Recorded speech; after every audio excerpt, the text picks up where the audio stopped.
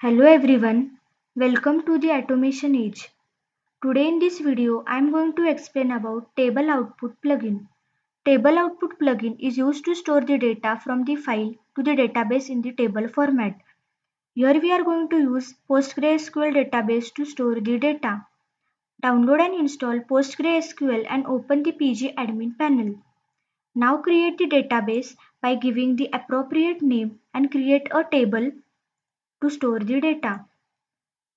Here in this example, we have an Excel file named customer details which have customer details such as ID, name and the plan. We want to insert these details into the database. For that, we are going to use table output plugin. Here we have to create the connection to the database.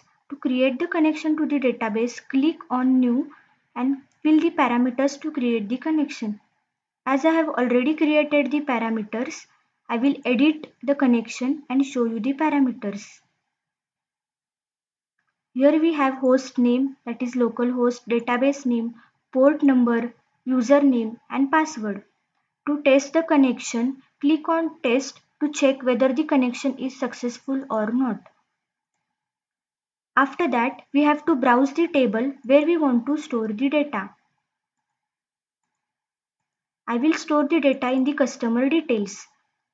Also, we can specify the database fields. Click on database fields and select the table field and the stream field, that is customer ID, the name and the plan.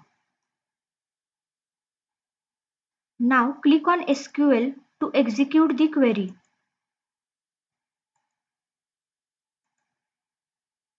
Now we will check the result by executing the workflow.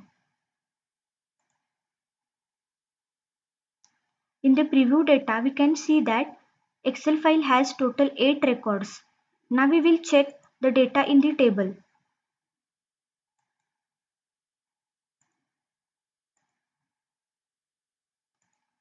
All the 8 rows from the Excel file are inserted into the database.